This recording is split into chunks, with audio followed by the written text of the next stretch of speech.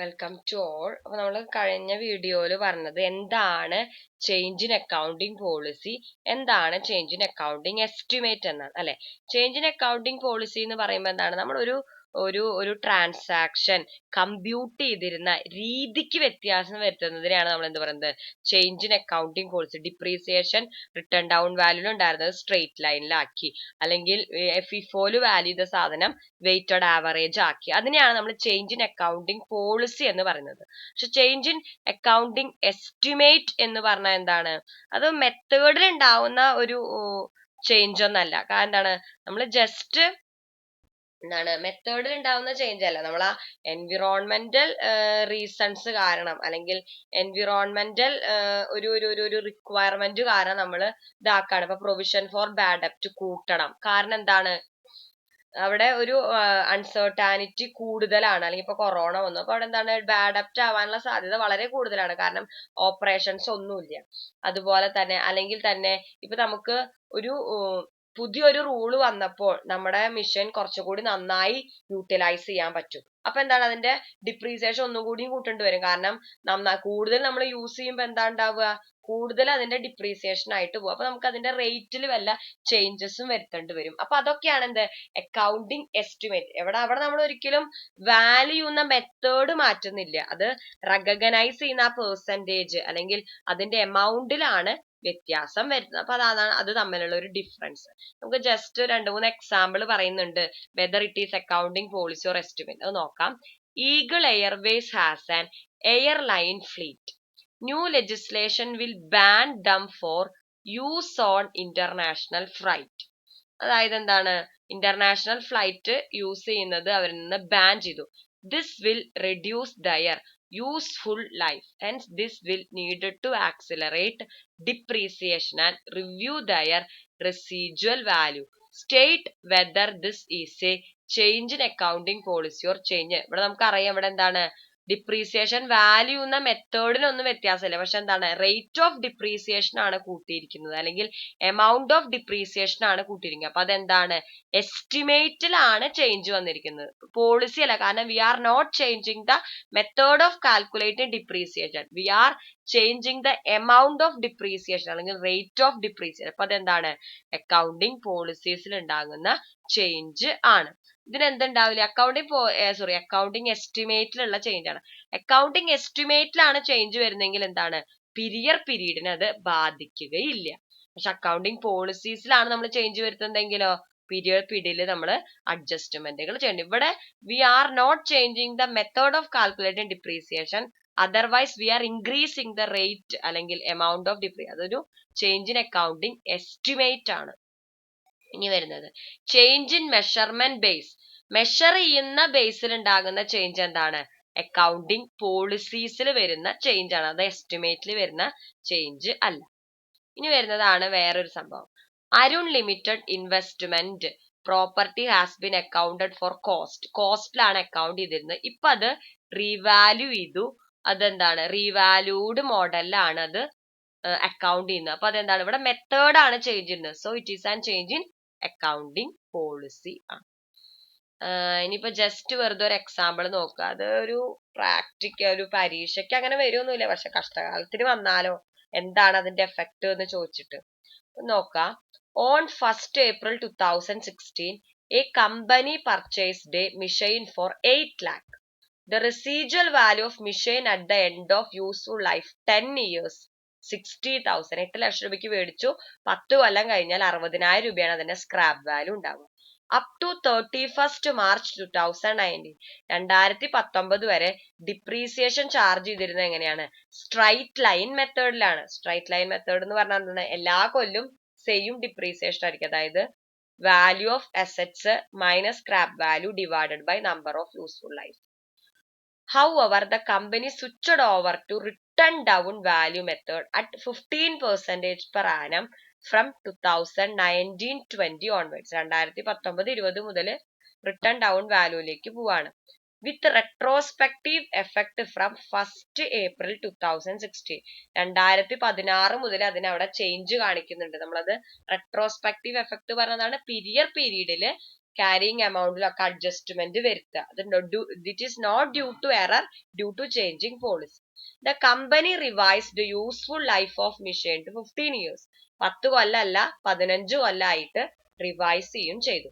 How will you treat the above change in financial statement of the company for the year ended 31st March 2020? അവിടെ എന്താണ് ആദ്യം ചെയ്തുകൊണ്ടിരുന്ന method എന്താണ്? Straight line method ആണ്. അപ്പൊ straight line method പ്രകാരം എത്ര രൂപ ഡിപ്രീസിയേഷൻ ചാർജ് ചെയ്തിട്ടുണ്ട്, നമ്മൾ 2019 തന്നെ പുതിയ മെത്തേഡ് അഡോപ്റ്റ് ചെയ്ത്. അപ്പൊ 2019 ഏകദേശം എത്ര രൂപ വില ഉണ്ടാവും? അങ്ങനെ സ്ട്രെയിറ്റ് ലൈൻ മെത്തേഡിൽ 2019 വരെ ചാർജ് ചെയ്ത് കഴിഞ്ഞാൽ എത്ര രൂപയാവും ഉണ്ടാവും അതിന്റെ വാല്യൂ എന്ന് കണ്ടുപിടിക്കും.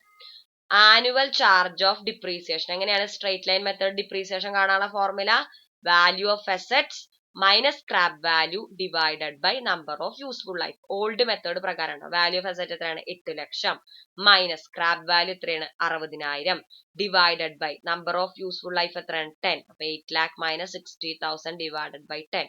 അപ്പൊ എത്രയാണ്? 74,000 രൂപയാണ് ഒരു കൊല്ലത്തെ ഡിപ്രീസിയേഷൻ. അങ്ങനെ എത്ര കൊല്ലം ചാർജ് ചെയ്തു? 2019 നമ്മൾ പുതിയ മെത്തേഡ് അഡോപ്റ്റ് ചെയ്തത്. അപ്പൊ 2016, 17, 18 3 കൊല്ലം. അപ്പൊ 3 കൊല്ലം 74,000 രൂപ ചാർജ് ചെയ്യും. അപ്പൊ എത്ര രൂപ ഡിപ്രീസിയേഷൻ ആയിട്ട് പോകും? Depreciation charged up to 31st March 2019 3 into 74,000. ഒരു കൊല്ലത്തിനാണ് 74,000. അപ്പൊ 3 കൊല്ലം 74,000 into 3 ചെയ്താൽ 2,22,000.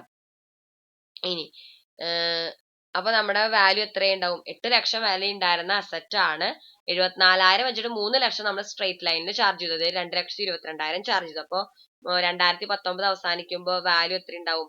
5,78,000 അല്ലെ? 8 ലക്ഷം ആണ് 74,000 വെച്ചിട്ട് 3 കൊല്ലം ചാർജ് ചെയ്തു. അതായത് 2,22,000 ഡിപ്രീസിയേഷൻ ആയിട്ട് പോയി. 8 ലക്ഷം മൈനസ് 2,22,000 5,78,000 രൂപയാണ് വാല്യൂ ഉണ്ടാവുക 2019. ഇനി 2019 നമ്മൾ പുതിയ method return down value method adopt ചെയ്തു.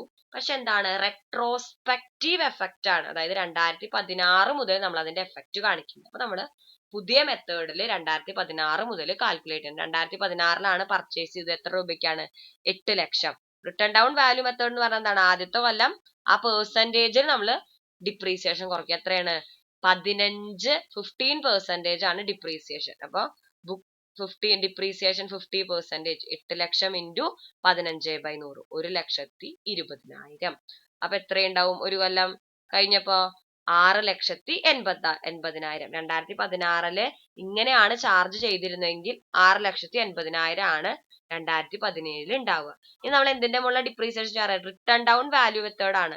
ബാലൻസ് ഉള്ളതിന്റെ മുകളിലാണ് ഡിപ്രീസിയേഷൻ കാണുന്നത്. അപ്പൊ 6,80,000 ഉള്ളു 2017. ഇനി അതിന്റെ 15% പോവുക. അതാണ് return down value method. 6,80,000 into 15/100 1,02,000. അപ്പൊ 2018 എത്രയാവും? 5,78,000. ഇനി എന്താണ്? അക്കൊല്ലും പോവും 15%. 5,78,000 ഇൻറ്റു 15/100 86,700.